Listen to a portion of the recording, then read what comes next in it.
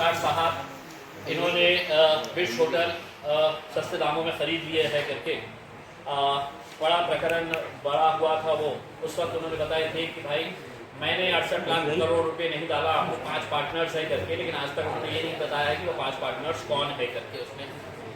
लेकिन मैं आपको बताता हूँ कि एक पार्टनर उनका बेटा था जिसके नाम के ऊपर ये होटल ली जा रही थी, और दूसरी पार्टनर उनकी पत्नी थी जिसका एफिडेविट उन्होंने ऑलरेडी है तो सबमिट किया था, और उन्होंने उसका पैसा भर के, उनकी पत्नी भी थी। अब हम उम्मीद कर रहे थे कि तीसरा चौथा पार्टनर कौन है करके, और वो बहुत ही मुमकिन है कि उनके घर वाले थे करके, वरना वो बता देते। अब दूसरा एक प्रकरण सामने आया है, और मैं समझता हूँ ये कि बिट से बड़ा प्रकरण है इस हिसाब से कि वो तो 68 करोड़ का था, ये 105 करोड़ 89 लाख यानी कि 106 करोड़ रुपये का मामला है। सिरसाट साहब के फर्जंद सिद्धांत साहब को एक अल्कोहल बनाने के लिए जो केमिकल्स लगते हैं या दूसरे चीज़ें लगते हैं, एब्सोल्यूट अल्कोहल, जैसे मेरी नज़र के अंदर हम सिर्फ शराब ही कह सकते हैं, उसकी फैक्ट्री स्टार्ट करने की थी। तो उन्होंने शेंद्रा के अंदर अप्लाई किए। शेंद्रा में पता चला कि ज़मीनें है नहीं करके, तो वहाँ पे उन्होंने जोर दिया कि हमको ये ज़मीन शेंद्रा के अंदर ही चाहिए करके। तब MIDC के पूरे अधिकारी हरकत के अंदर आए और इन्होंने 22 तारीख के दिन 2022 के दिन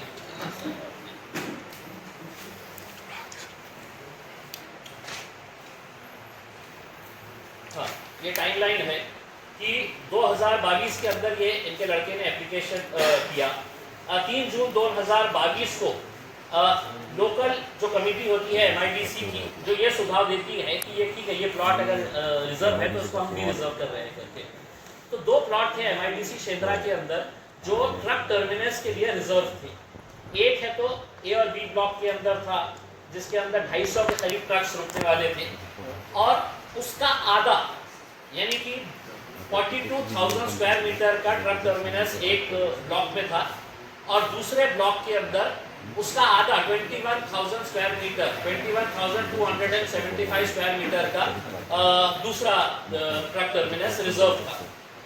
अब जब इनको जमीन चाहिए थी तो MIDC के पूरे अधिकारी हरकत के अंदर आए और उन्होंने एक प्रपोजल तैयार किया कि हमारे को ये 200-250 वाला जो टर्मिनस है वो काफ़ी हो जाता है, दूसरे ट्रक टर्मिनस की ज़रूरत नहीं है, तो उसको डी रिजर्व किया जाए।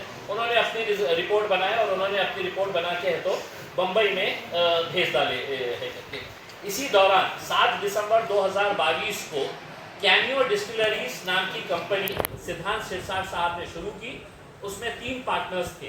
एक पार्टनर सिद्धांत सिरसाट जो उनका बेटा है, और दूसरा उनकी पत्नी विजया संजय सिरसाट, ये डायरेक्टर थी, और तीसरा जो है वो एक बिल्डर है भावेन अमीन, जिनके घर में ये रहते हैं, खरीदे हैं पे गिड़ बाईपास के ऊपर, बड़ा बिल्डर है, अच्छा बिल्डर है।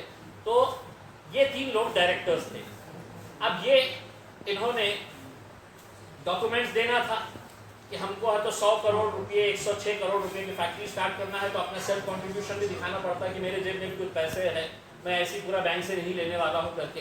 तो कितना पैसा इनको देना था, तो 26 करोड़ रुपये इन्होंने खुद लिख के दिया अपने एप्लीकेशन के अंदर कि 26 करोड़ रुपये जो है 26 करोड़ 47 लाख ये हम अपने जेब से देंगे करके, ये इनके अपने डॉक्यूमेंट में है। और हम लोग 79 करोड़ 42 लाख रुपीस हम बैंक से लोन लेंगे। तो ये जैसे ही इनको अलॉट हुआ तो जो बिल्डर था भावेन अमीन वो ये कंपनी से बाहर हो गया, यानी कि सिर्फ उसका अकाउंट का बैंक स्टेटमेंट इस्तेमाल करने के लिए उसको डायरेक्टर बनाया गया था। जमीन मिल गई तब तो बाहर हो गया। अब आज की घड़ी के अंदर सिर्फ 2 ही डायरेक्टर्स हैं, उनके बेटे और उनकी पत्नी। हमारा ये सवाल है कि ये 2-3 महीने के अंदर ये जो कार्रवाई हुई, लैंड अलॉट भी हो गया है, वहाँ पे काम शुरू भी हो गया है फैक्ट्री का। अब हम ये 2-3 सवाल करना चाह रहे हैं। MIDC ने हमको ये सवाल जवाब देना कि क्या ज़रूरत थी कि आपने ट्रक टर्मिनस को डी रिजर्व किए। क्या आपको ऐसा लगा कि 42,000 स्क्वायर मीटर के अंदर 250 ट्रक खड़े रहते हैं और उसका एग्जैक्टली 21,275 स्क्वायर मीटर के अंदर, यानी कि 50% उनकी जगह के अंदर आपने बोले कि 70-80 रहते हैं, जबकि उसूलन अगर वहाँ पे 250 रहते हैं तो आधी ज़मीन के अंदर 125 होना चाहिए था। तो लेकिन उनको कहानी बनाना था, मुंबई को भेजने के लिए उन्होंने कहा कि नहीं उतने काफ़ी है, यहाँ पे तो सिर्फ 70-80 बसेस ट्रक्स खड़े रहने वाले थे, तो इसको डी रिजर्व कर दिया जाए करके, और वो डी रिजर्व हो गया। और वो प्लॉट किसको अलॉट हुआ? तो ये कैमियो डिस्टिलरीज को अलॉट हुआ। अभी इनके सिर्फ 2 ही डायरेक्टर हैं। हम MIDC से पूछ रहे हैं पिछले 3-4 सालों के अंदर कितने एप्लीकेशंस आए थे कि शेंद्रा में हमको ज़मीन चाहिए, और आपने लिख कर दिया था कि हमारे पास 1 इंच भी ज़मीन नहीं है। तो इनके लिए ये ट्रक टर्मिनस को क्यों हटाया गया, ये ज़मीन को क्यों दी गई, कितने पैसा आपने लिए, या आपको मंत्री जी को खुश करना था? और दूसरा, हम मंत्री जी से ये पूछना चाहते हैं कि विट्स के वक्त में आपने ये बोला था कि ऐसा थोड़ी है कि हमने 65 करोड़ रुपये ला लिए है करके 68 करोड़ रुपये, हम 5 पार्टनर्स थे, बोले सबने 2-2, 3-3 करोड़ रुपये लेने वाले थे, और बैंक लोन देने वाला था, बैंक हमारे घर पे आके लोन देती है करके, ऐसे शब्द होते थे अच्छे, बैंक हमारे घर पे आके देते हैं करके, अगर इमेज अच्छी हो तो करके। हम बैंक, यूको बैंक से पूछना चाहते हैं, इनकी पत्नी के नाम के ऊपर 5.5 करोड़ रुपए का आपने लोन दिए है, जबकि इनकी महीने साल की इनकम 25 लाख रुपये है, एफिडेविट में दिया हुआ है करके। दूसरा, संजय सिरसाट साहब हमको ये नहीं बता रहे हैं, उनके एफिडेविट में दिया गया है कि उनकी इनकम क्या है। तो उनकी इनकम है जो उनको पगार मिलती है महाराष्ट्र सरकार की तरफ से, आमदार इस हैसियत से जो काम करते हैं, जो महीने की 1 लाख, 2 लाख, 3 लाख रुपए जो भी होगी वो। और उसके साथ साथ उन्होंने बताया है कि मेरी पगार दूसरी जो है वो कंस्ट्रक्शन कंपनी और बिल्डर के पास से मिलती है करके। तो ये कौन कौन सी कंस्ट्रक्शन कंपनी के अंदर आपकी हिस्सेदारी है, भागीदारी है, ये भी हमको थोड़ा सा बता दे करके। और इसके अंदर तो कोई दुमत है ही नहीं, डॉक्यूमेंट्स आपके बता रहे हैं, विजया संजय सिरसाट डायरेक्टर कैमियो, और दूसरे डायरेक्टर है उनके बेटे। तो अब ये कहानी मत सुनाइए हमारे को कि इसके अंदर 20 डायरेक्टर्स थे, वो लोग सब जने हैं तो पैसे डालने वाले थे करके उसमें। तो जो है, और मेरी उम्मीद यही है कि जल्द से जल्द इसके ऊपर खुलासा हो जाए, ताकि कोई डॉक्यूमेंट के अंदर हेर फेर ना हो, MIDC भी इसके अंदर कोई हेर फेर ना करे।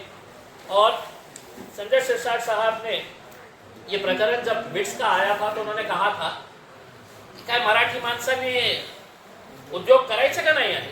करायचा आहे, मी पण मराठी माणूस आहे, मराठी माणसाने पुढे जावं, चांगलं काम करावं, रोजगार उपलब्ध करू द्यावं।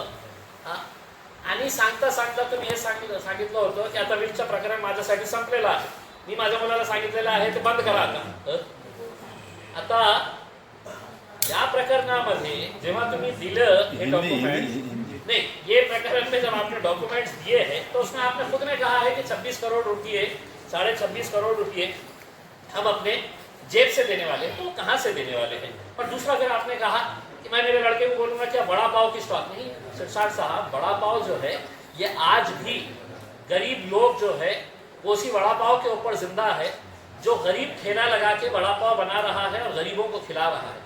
आपको बड़े पाव की ज़रूरत नहीं है, क्यों? आपके पास तो इतने कंपनीज है कि आप क्या क्या नहीं कर सकते हैं। ये साई सृष्टि इंफ्राटेक प्राइवेट लिमिटेड, ये आपकी कंपनी है, तौफीक, इसमें आपका बेटा, आपकी बेटी इसमें डायरेक्टर्स है। फिर आप होटल स्टार्ट करने वाले थे, वो होटल के अंदर भी आपकी पार्टनरशिप है, Sirsat hotels and resorts private limited. ये इतने सारे कंपनीज है आपके, जिसके जरिए है तो आपको वड़ा पाव कभी भी ठेला लगाने की ज़रूरत नहीं आएगी, हमको ऐसा उम्मीद है। मेरा सिर्फ यही कहना है कि इस बारे में डिटेल इंक्वायरी होनी चाहिए, और जब एक मंत्री ऐसा करता है तो कुछ छींटे मुख्यमंत्री के ऊपर भी जाते हैं। मुख्यमंत्री कभी भी ये दावा नहीं कर सकता है कि मैं बहुत भ्रष्टाचार मुक्त के लिए मैं लड़ रहा हूं करके। आपको हमने ये पूरा प्रकरण दिए है। अब आप, अगर आपके अंदर ईमानदारी जिंदा है देवेंद्र फडणवीस साहब, तो इसको आप CBI के एंटी करप्शन ब्यूरो विंग को दीजिए, एनफोर्समेंट डायरेक्टोरेट को दीजिए, IT को बोलिएगा कि एक 25 लाख रुपये कमाने वाली, उसके पास 12.5 करोड़ रुपये लोन कहाँ से कौन कौन दे रहा है, कौन सा बैंक दे रहा है करके। तो ये सब सवालों के जवाब अब आपके कटघरे के अंदर है। और मुख्यमंत्री साहब, अगर आप नहीं करेंगे तो मैं आपको बहुत जल्द एक चश्मा भेजने वाला हूँ, जिसके ऊपर आपका नाम लिख के भेजूंगा कि हो सकता है कि आपको बगैर चश्मे के दिखाई नहीं दे रहा होगा, हम जो बोल रहे हैं वो सुन नहीं रहे होंगे उसमें। तो इसलिए ये प्रकरण विट से ज़्यादा गंभीर है। और मेरी उम्मीद ये है कि हो सकता है कि हमारे पालक मंत्री का स्वभाव देखते हुए सगळं वेळं आहे, सगळ्यांना अक्कल नहीं आहे, काही काम त्यांना उनको कुछ समझ में नहीं आता है, सब बावड़ट है, ये इसी तरह का रिएक्शन देते हैं। तो मैं उनसे अनुरोध करूँगा, ये तो सिर्फ एक ही है, आगे आगे देखिए होता है क्या करके। और सिर्फ आप ही नहीं, कुछ और भी मंत्रियों के बारे में, कुछ और भी बड़े नेताओं के बारे में प्रकरण निकाल रहे हैं। लेकिन मुझे अधिकारियों ने बताया है कि खास तौर से इम्तियाज़ जलील के हाथ में कोई डॉक्यूमेंट नहीं देना है करके। उन अधिकारियों को ये कह रहा हूँ कि आप जिस कुर्सी के ऊपर बैठे हैं ईमानदारी से बैठिएगा। आप ऐसे एक्स MP एक्स MLA मुझे डॉक्यूमेंट्स नहीं देंगे तो गवर्नमेंट ने राइट टू इन्फॉर्मेशन के अंडर में दिया, वो आपको डॉक्यूमेंट्स देना पड़ेगा। तो आने वाले कुछ दिनों के अंदर और भी कुछ बातें सामने आएंगी और वो भी उतनी ही चौंकाने वाली रहेगी।